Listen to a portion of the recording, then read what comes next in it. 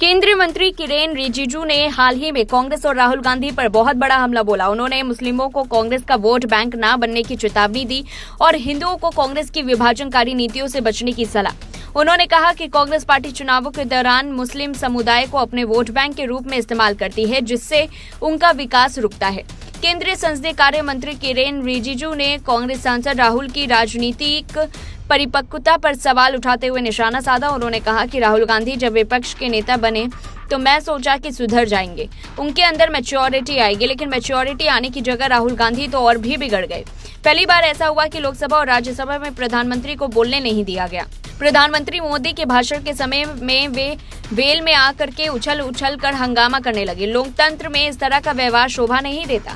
भारत के इतिहास में प्रधानमंत्री के बोलने के समय व्यवधान पैदा करने की परंपरा नहीं रही, लेकिन कांग्रेस पार्टी ने इस तरह का दुर्भाग्यपूर्ण व्यवहार किया। उन्होंने कहा कि नेता प्रतिपक्ष बनने के बाद राहुल गांधी को सुधर जाना चाहिए था, क्योंकि वो सुधरने की बजाय बहुत बुरी तरीके से बिगड़ते हुए लेकिन नजर आ रहे हैं। देश विरोधी ताकतों के साथ खुलेआम घूम रहे हैं, अमेरिका में जाकर भारत को गोली देते हैं, देश विरोधी लोगों के साथ घूम रहे हैं, चाय पी रहे हैं, उनसे तालमेल बनाकर भारत को बदनाम करने का काम कर रहे हैं। ये हमारे लिए अफसोस की बात है कि हमारे देश में ऐसा नेता है। ये शर्म का विषय है कि वो चुने हुए सांसद हैं, लेकिन भारत विरोधी ताकतों के साथ खुलेआम घूमते हैं। रिजिजू ने कहा, कांग्रेस का मानना है कि 15% वोट उनका रिजर्व वोट बैंक है।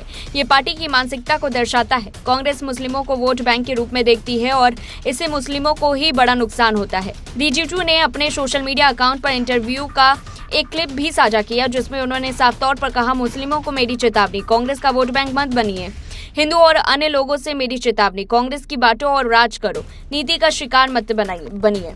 उन्होंने कांग्रेस पर मुस्लिमों को वोट बैंक बनाए रखने और हिंदुओं को विभाजित करने की राजनीति का आरोप लगाया। रिजिजू ने राहुल गांधी पर भी निशाना साधते हुए कहा, राहुल गांधी को अनुसूचित जाति, अनुसूचित जनजाति और अन्य पिछड़े वर्गों की समस्याओं की कोई समझ नहीं, फिर भी वो हर बार इन्हीं के बारे में बात करते रहते हैं, जबकि उन्हें इस बात की ABCD भी नहीं आती। रिजिजू ने बाबा साहेब अम्बेडकर के कानून मंत्री पद से इस्तीफा देने के समय को याद करते हुए कहा कि उस वक्त कांग्रेस ने अम्बेडकर का अपमान किया था। उन्होंने प्रधानमंत्री मोदी की योजना की सराहना करते हुए कहा कि आज PM मोदी हर भारतीय के लिए घर, बैंक अकाउंट, पानी, बिजली और लोन जैसी सुविधाएं दे रहे हैं। इस पूरी रिपोर्ट को लेकर के आपकी क्या कुछ राय है, कमेंट बॉक्स में बताएं। तब तक लिए देखते रहिए लाइव TV न्यूज़।